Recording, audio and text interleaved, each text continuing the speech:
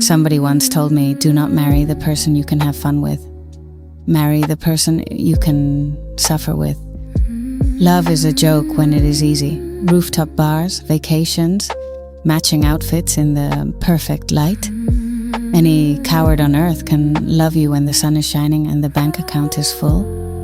That is not the test. The real test is who they are when the nightmare actually starts, when the money runs out, when the sickness does not go away, when grief hits you so hard, you forget how to breathe for a week. Who is standing next to you while you stare at a stack of unpaid bills, deciding whose car to sell, just to make it another month? Romance is not travel photos or anniversaries on social media.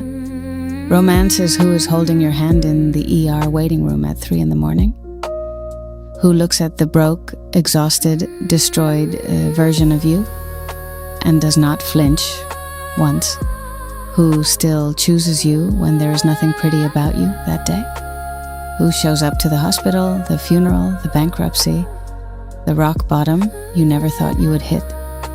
Stop looking for the one who makes the good days better. Any mediocre person can do that part.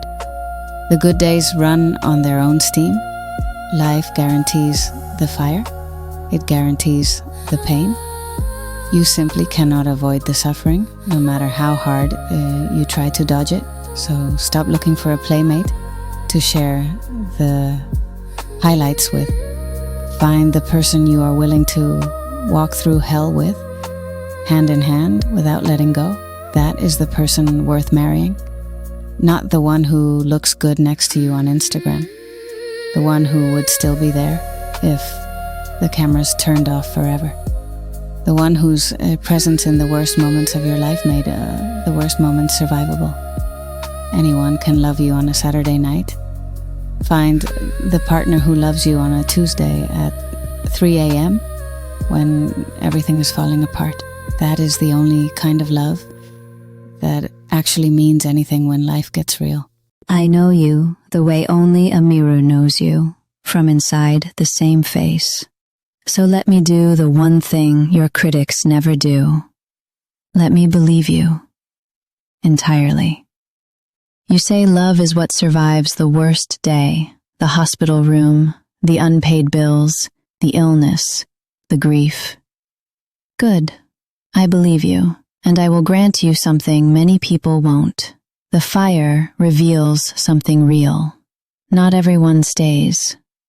People walk away from illness. People walk away from hardship. People walk away when love becomes expensive. So yes, the fire tells us something. It tells us who remains when the cost becomes high. But then why stop there? You also tell us that the true test is what cannot be bought, forced, or performed. The thing freely chosen. And that is where I think you stopped your journey too soon. Because catastrophe is never a purely free condition. The hospital room changes everything. Duty enters, fear enters, guilt enters, habit enters. The fire does not remove freedom, but it surrounds freedom. And if that matters, then there is another test you almost ignore. Tuesday. And by Tuesday, I do not mean the day of the week. I mean the ordinary day, the uneventful evening, the dishes, the routine, the conversation you've had 100 times. No hospital, no funeral, no emergency, no audience, no catastrophe demanding courage. Just the long stretch of ordinary life where affection must renew itself without drama giving it a purpose. That is Tuesday. The fire tells us whether two people can withstand suffering. Tuesday tells us whether two people can withstand ordinary life. The fire asks, will you stay when love becomes difficult? Tuesday asks, will you still choose me when nothing dramatic is happening? And yet, the more I listen, the more I wonder whether even this is the wrong argument. because perhaps neither the fire nor Tuesday is the proof. The fire is a test. Tuesday is a test. But the proof is not the obstacle. The proof is the result. A prison can survive the fire. A habit can survive Tuesday. A dependency can survive both. Survival alone proves very little. The question is not whether love survives catastrophe, nor whether it survives boredom. The question is what remains after years of both. Whether something living still exists between two people after the fires and after the Tuesdays. And that is only the first contradiction.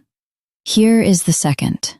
You tell people not to trust appearances, not the perfect photos, not the curated image, not the performance. The real thing, you say, survives after the cameras are gone. And yet, you say it to a camera, perfectly lit, perfectly framed, perfectly delivered. Your sermon against performance arrives as a performance. You speak about presence, but there is no one present. No friend, no husband, no particular person whose hand you actually held. There is only a lens, and behind the lens, a number. The words are polished until they belong to everyone and therefore to no one. And then there is the voice. Listen carefully. The warmth arrives exactly where warmth should arrive. The pause arrives exactly where the pause should arrive. The emotion lands exactly where the emotion is supposed to land. It sounds less like remembering and more like persuading. The same instrument that sells trust every day is now being used to sell distrust of appearances. And the face. Our face. You tell people to love what remains when beauty fades, yet we never risk appearing there ourselves.